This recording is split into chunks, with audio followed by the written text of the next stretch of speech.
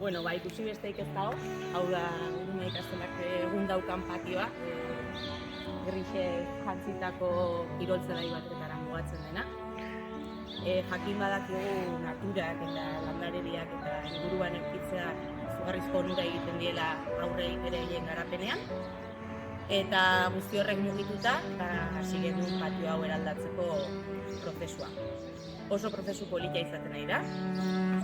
Eskola komunitateko ikasleak, irakasleak, familiak, eta baita ikertu dauzkagun bizilagunen elkartekoak ere gurekin ari dira prozesuan. Denek izan dugu aukera gure beharrak zein identifikatzeko, horiek bestei adierazteko. Aurrek oso garbi utzi dute naturaz, berdegunez, landarez eta zuhaitzez ikusitako patio bat nahi dutela. Gogotxua egia lanean, badakigu ez dela bide erresa, iturri asko bilatzen dira. Diru laguntza, udalarekin harremana, baita lanbide heziketakoekin ere azken aldian, eta hortan jarraituko deula pausoz pauso, pixkanaka, benetan sinisten deulako umeen hobe beharrez patio hau eraldatzeko zuhartzo.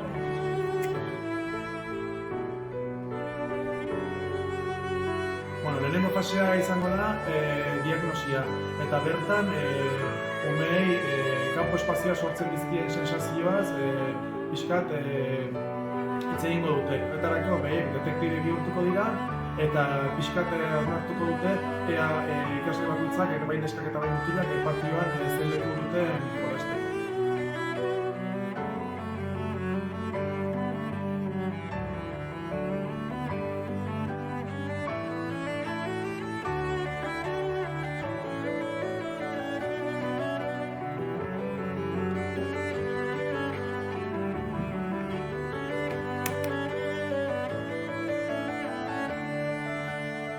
Bigarren fasea hausnarketa izan zen eta gure ametsak pankarta batzuetan jarri genituen.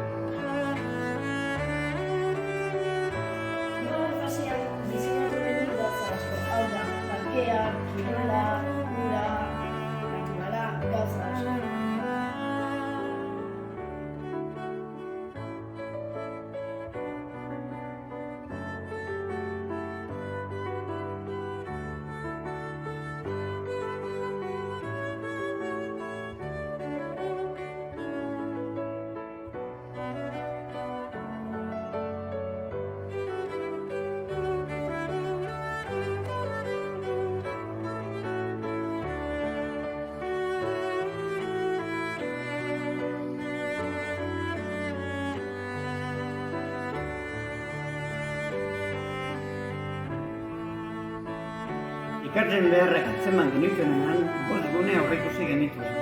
Sormengunea, lasaigunea, kirolgunea, naturgunea eta mugimendu gunea.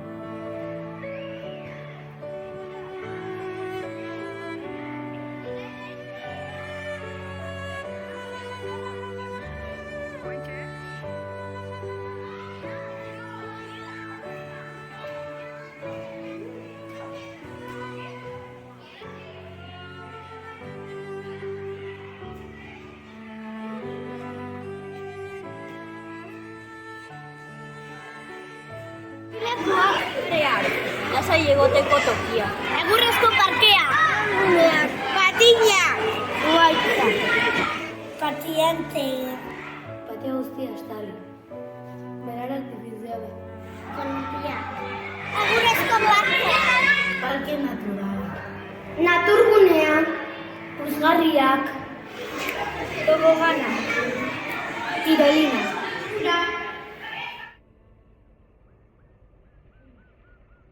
Patioa ikertu ondoren ikusi genuen nola oso modu desorekatuan ematen zen lurbanaketa honetan. Izan ere, patioaren erdigunea baloiak eta baloizale amorratuek hartzen zuten eta periferiara joan zuten baloia gustuko ez zutenek edo beste jolas mota bat atsegin zutenak. Normalean esaten zienak. Hau ikasleek ikusi dute, konturatu dira, ez da zilegia, eta jolasen banaketa orekatua beharrezkoa dela ikusi dute.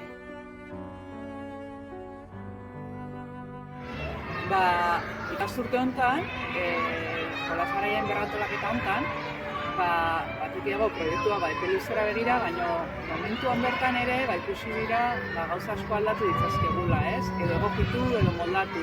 Eta egin duguna da, aprobetxatu eskolak eskaintzen ditugun inguruan ditugun eremuetara. Hainbat talde, ordutegi desberdinetan, irtetzen dira hemen ondoko parkera, txantxillara, berdegune espazioak dituztenak, eta eskolako patioak eskaintzen ez dizkigunak. Horrek eraberean ekarri du, jolas orduko eremuan haur gutxiago eta beste modu batera ere, beste berrantolaketa bat ere eta beste eskaintza batzuk, mahai batzuk jarri, eremu sormenerako eta beste erabate egoteko moduak, kirol anitzagoak eta beste eskaintza handiagoak, ezberdinak, eta izan da froga bat, eta ari baloratzen ere, ikasleak guztora ikusten dugu, irakasleen aldetik ere ikusten dugu. Egingarriak direla, eta oso politak egin ditzazkegula ere, orain ez.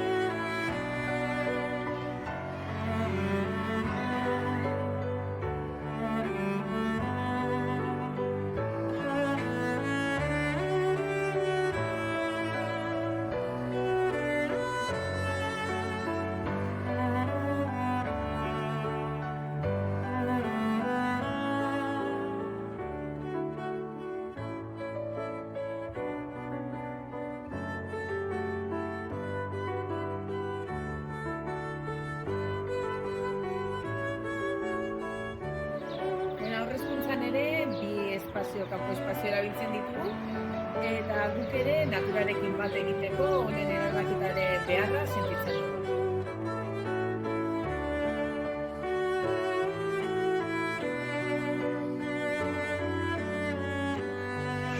Gure eskola inguratzen duten naturguneak erabili ahal izatea oso aberatsa izango litzake gure ikasleentzako.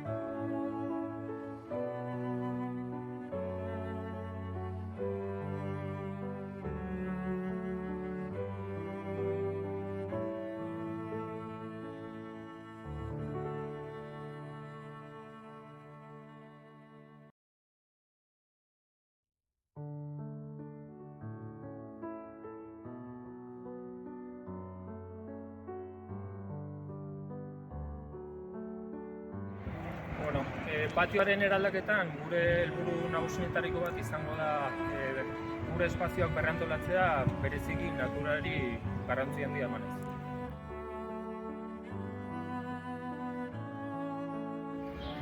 Bueno, gure eskolako aterpea, patio eraldaketaren prozesuan sartu dugu ere. Momentu honetan ja ari gara gure txokotxoak lortzen eta osatzen hemen, baina hemen nahi duguna da lasaitze gunea eta sormen gunea sortu. Eta etorkizun batean aldi gara lanean zaharren egoitzarekin proiektu transgenerazionalak eta egiteko.